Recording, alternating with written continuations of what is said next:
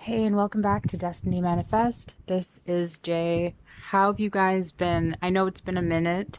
First, I want to ask you guys to please subscribe, like the video, and leave a comment. It helps our channel so much to continue to grow, and it helps more than you could ever imagine. Now, we've been having like quite a few interesting days recently, for sure. I'd say that it started July 5th with CERN. After that was the 6th, and that was when the Georgia Guidestones, apparently one of them exploded, and it was apparently attacked, allegedly, at such a degree that they had to demolish the entire structure that's been up since like at least 1980. Very interesting. Nothing was caught on all the cameras except a car driving away. But when you see the footage, it's interesting because it doesn't even look like what they say it looks like. I don't know. I guess you just have to see it, decide for yourself if you haven't already. That same day, though, July 6th, people were seeing all sorts of strange colored skies, green skies, orange skies. People were describing the sky as reminding them of something out of Stranger Things, which I thought was really interesting. And then on July 8th, in Canada, at least 25% of the population, including us, we experienced an internet blackout. Rogers, who is basically Canada's like biggest internet service provider, it's like a monster of an internet company, it had some sort of malfunction, and most of us were out of internet for several hours, almost an entire day. We didn't know how long it would last. At one point, they were claiming it would last a few days. They came out saying that, oh, it wasn't a hack. And then we're like, okay, does that mean it was just you? It's like, what does that mean? And then later on, they were like, oh, we're trying to figure out what it is. We don't know. So it was just very sus, very strange. And I call it sus because we have done decoding videos since like at least last year on Squid Game and everything, and how it's been hinted a lot in the media that they would be doing outages and stuff like that and attacking like digital infrastructure, internet, stuff like that. We've been talking about this, we've known about this. So it was interesting that we saw it like on a mini scale in Canada. Like I kind of did expect this, weirdly enough. I'm definitely glad that everything's back up and running again, but make no mistake, we don't actually know what happened. I'm not sure if they even gave us an official story of what happened yet, besides just apologizing for the inconvenience. Who knows, like my overanalyzing brain wants to be like, was this a test? Was this a test run for something else? Was this a test run for something that will be longer next time or all over Canada? And it actually alarmed me that other places in the world didn't notice what happened to Canada. And, it didn't raise any sort of, even a little bit of alarm. That's not a good thing, you know? Because who knows if they might just be taking notes to see like what happened here and how the public reacted so that they can do it somewhere else, like in America or something like that. We don't really know. So people need to definitely stay up to date with what's happening in the countries around your country. I shouldn't have to say that. I think that's kind of obvious. And I'm not trying to like, sorry guys, I hope I'm not sounding like finger wagging at anyone and, talking down to anyone at all. That's definitely not my intention. But just be aware of like these type of things. In Canada, people were unable to access their money. That was one of the major things that were causing a lot of panic. People couldn't get into their they didn't have access to their debit accounts, so they couldn't get money out of there. You could only use credit and cash. People were having trouble at the pumps. They couldn't pay for gas. In the end, people said, wow, like if we have learned anything, it's that cash is king. So we cannot really transform our society into a cashless society. That would never work because technology can fail us. Technology is not 100% reliable all the time. This could happen again in the future. And what if we had no cash? What would we do? So we need cash in this society. You need physical, tangible money. And another thing is that mega corporations who own a monopoly on a service probably shouldn't be a thing, because if anything should happen to them, like an entire population suffers, which it doesn't make any sense. So yeah, I think in order for us to move on from this and take away something from this, like some learning lessons, we need to just like realize that you need to be prepared in life, you know? Like we've talked about preparing before, but like even more so now. It's not to fearmonger or anything like that, but it is important to like be ready and stay ready so that you don't have to get ready type of thing. Have cash at home, guys. You know, have food at home, non-perishables, dried food, dehydrated food, have stuff like that. Have water at home, have extra batteries. Some people even go as far as to have like gas at home in like a container or something like that.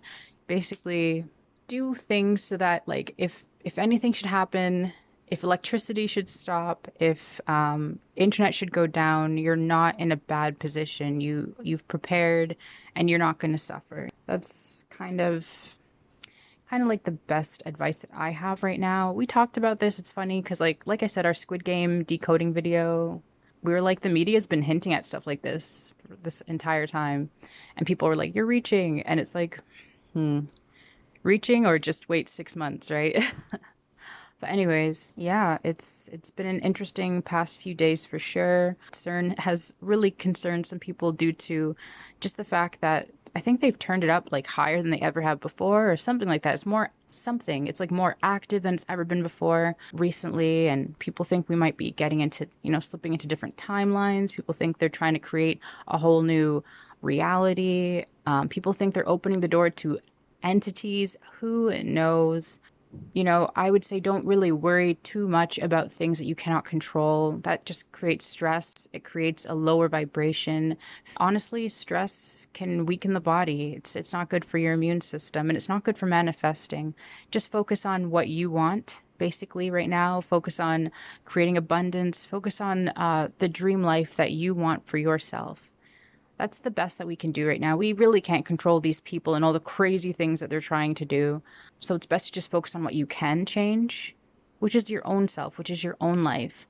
And guys, speaking of, you know, having extra cash at home, being prepared, you know, inflation is still very much a thing that is happening. It's happening month over month. And I don't really listen to the news. I try not to anymore because it just puts me in a negative headspace. But the reality is that life is getting more expensive. So even if you're making the same, even if you're making a good amount of money right now, that good amount of money might not be, you know, might not make you feel as comfortable come next year. So it is always a good idea if you can to have a side hustle going on of some kind, or, you know, just extra streams of income. And it doesn't have to mean tons of extra work. There are lots of passive income options that you can create in your life. And of course, even with passive income business models, you do have to do work initially, but you don't have to do work forever. And that's what I really like about things like KDP. So that's Amazon Kindle Publishing. That's Etsy if you're doing digital downloads. And guys, we actually have courses on the two of these. I was able to over $10,000 in profit my very first year, my very first Christmas, selling books on Amazon.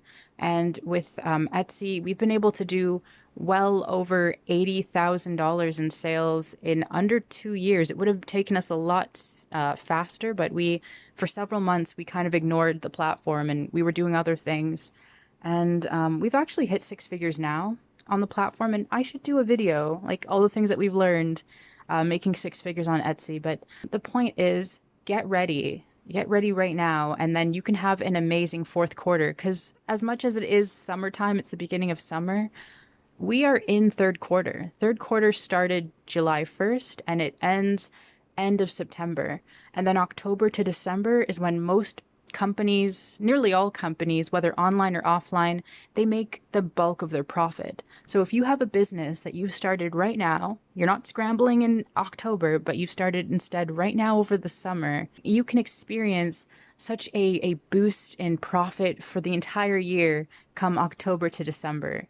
So I would say get ready right now. If you haven't already opened an Amazon account, it really doesn't take too much time to just get started. If you haven't opened an Etsy shop, literally it takes minutes. We had a free course on our channel for the longest time, which, you know, it's really sad actually that people didn't really take advantage of. We showed you how to upload your first low content book.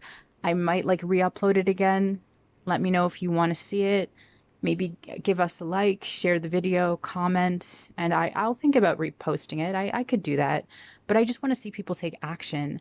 And then, of course, if you need extra help, if you want to really fast track your success in any of these two areas, we do have our courses, and they're very affordable. They're in the description, and they're actually going to be on sale this entire month because it's my birthday month. So I was like, I want to be able to give you guys something that can help you out. So definitely check that out. Link in the description if you're interested. And I'm going to end off this video by just saying it's great to be informed about what's going on in the world, but don't allow the news to lower your vibration or shape your reality. Remember, you're still in control. Of course, it's a smart idea to stay prepared for anything. Like I said before, make sure you have cash at home, food, water on hand, and stuff like that. But still, hope and expect the best as well. Louise Hayes has a beautiful daily affirmation that I've personally adopted, and this is it. She says, "Universe, show me how good it can get." By using this affirmation, this powerful affirmation, you're telling the universe that you expect a good life. You expect the best in your life and that you're looking forward to more. And the universe has no choice but to give that to you, especially if you're in the feeling as well. You're not just saying the words, but you're in that emotion. Of course, don't forget to be grateful for everything that's going well in your life too, because gratitude makes it all the more powerful. You can say something like, "I am thankful that all is well in my world." If you say these two affirmations, watch how quickly your life changes for the better. Now, I might do a podcast later with T about these topics, maybe go into them more. Really depends. Let us know if you do want to hear more, but make sure you are subscribed and make sure that you turn on notifications because not all of our subscribers are getting our notifications when we post new videos. And if you have any questions about manifestation, business, mindfulness, anything, drop them in the comment section below and we will get back to you and we may even do a video on it. As always, thank you for watching and we'll see you in the next one.